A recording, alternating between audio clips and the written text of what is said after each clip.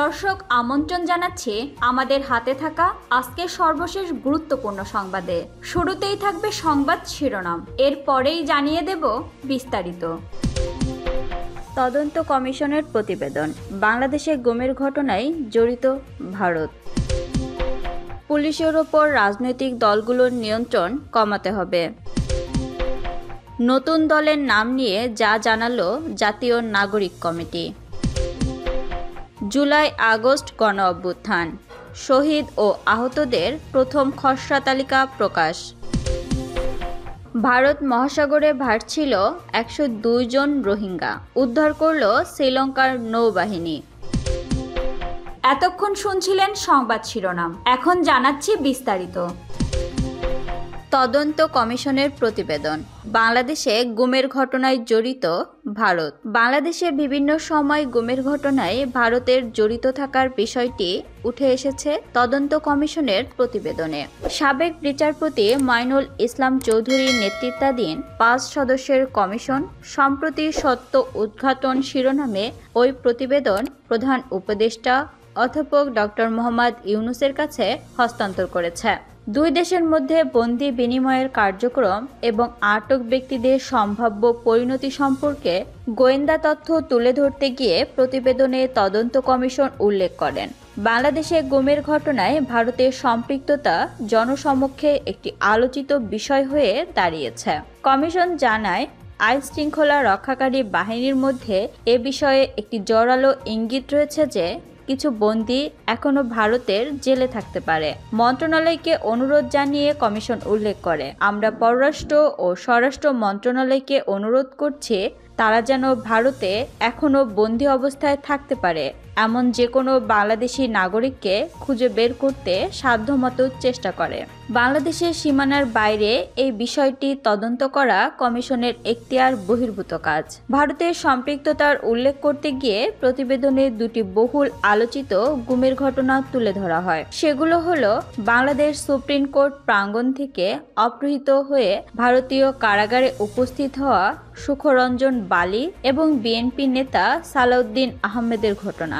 ওই দুই ঘটনার পাশাপাশি হুম্মাম কাদের চৌধুরী বলেন, তারা কারাগারের বাইরে হিন্দি ভাষায় কথা বলতে শোনা যেত, যেখানে বলা হচ্ছিল ওকে কখন ধরা হয়েছে, কোনো তথ্য দিয়েছে কিনা, এখনো কি জিজ্ঞাসাবাদ হয়েছে ইত্যাদি। কমিশন জানায়, বিএনপি নেতা সালাউদ্দিন আহমেদের ঘটনা বাংলাদেশ ভারত বন্দি বিনিময় ব্যবস্থার কিছু কার্যপ্রণালীকে উদাহরণ হিসাবে তুলে ধরে। 2015 সালে উত্তরায় লুকিয়ে থাকা অবস্থায় আটক হওয়ার পর সালাউদ্দিন আহমেদ জানান, তাকে একটি পরিত্যক্ত সেলে আটক রাখা হয়েছিল, যেখানে মেঝেতে একটি গর্ত ছিল যা টয়লেট হিসাবে ব্যবহৃত হতো।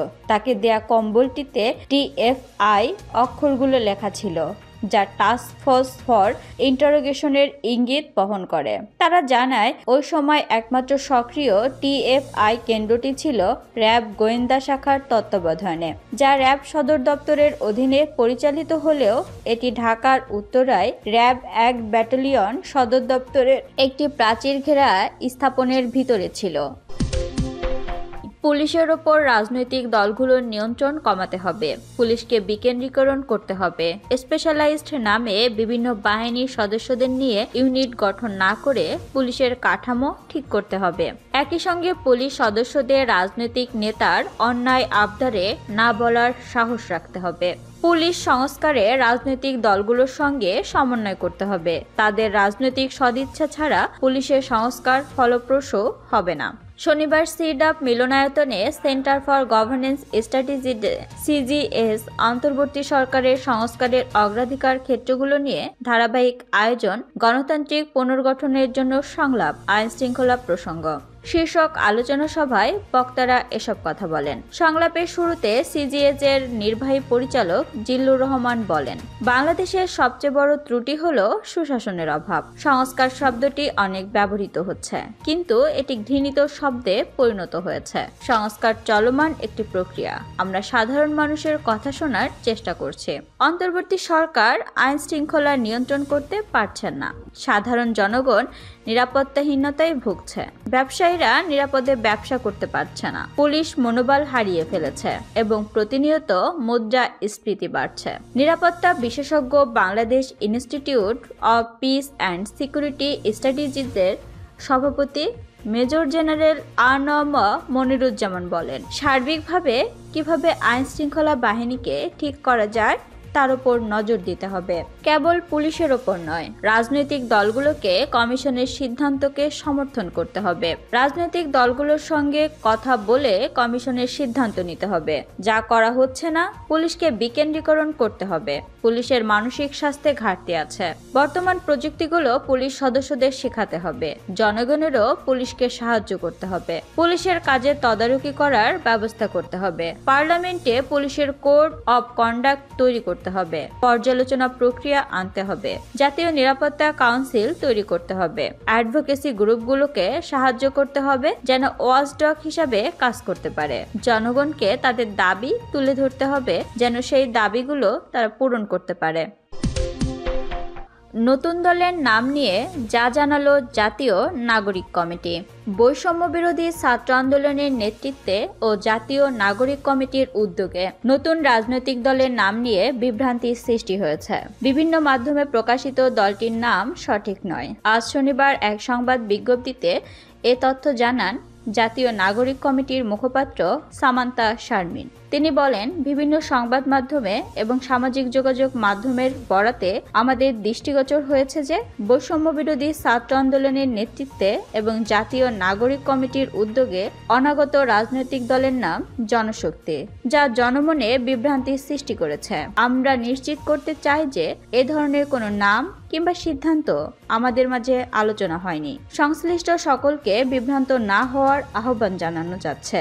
আগামী 1-2 মাসের মধ্যে নতুন এই রাজনৈতিক দল ঘোষণা করা হবে বলে জানিয়েছেন জাতীয় নাগরিক কমিটির আহ্বায়ক নাসির উদ্দিন পাটোয়ারি। 16 ডিসেম্বর মহান বিজয় দিবসে সাভারে অবস্থিত জাতীয় স্মৃতিসৌধে পুষ্প স্তবক অর্পণের পর সাংবাদিকদের প্রশ্নের জবাবে একথা বলেন তিনি। জুলাই আগস্ট গণ অভ্যুত্থান, শহীদ ও আহতদের প্রথম খসড়া তালিকা প্রকাশ। জুলাই আগস্টে ছাত্র জনতার গণ অভ্যুত্থানে শহীদ 858 এবং আহত 11,551 জনের প্রথম ধাপের খসড়া তালিকা প্রকাশ করা হয়েছে। আজ শনিবার গণ অভ্যুত্থান সংক্রান্ত বিশেষ সেলের দলনেতা অতিরিক্ত সচিব খন্দকার জহিরুল ইসলাম স্বাক্ষরিত সংবাদ বিজ্ঞপ্তিতে এ তথ্য জানানো হয়। বিজ্ঞপ্তিতে বলা হয়, জুলাই আগস্টে ছাত্র জনতার গণ অভ্যুত্থানে অংশগ্রহণ করে প্রতিপক্ষের আক্রমণে শহীদ বা আহত হয়েছেন এমন ব্যক্তিদের নামের তালিকা চূড়ান্ত করার লক্ষ্যে স্বাস্থ্যসেবা বিভাগ, স্বাস্থ্য অধিদপ্তর, 64 জেলার গঠিত জেলা কমিটি এবং গণ অভ্যুত্থান সংক্রান্ত বিশেষ সেল নিরলসভাবে কাজ করে যাচ্ছে। এরই অংশ হিসেবে শহীদ এবং আহত ব্যক্তিদের তালিকা চূড়ান্ত করার লক্ষ্যে প্রথম ধাপের খসড়া তালিকা গণ অভ্যুত্থান সংক্রান্ত বিশেষ সেলের ওয়েবসাইটে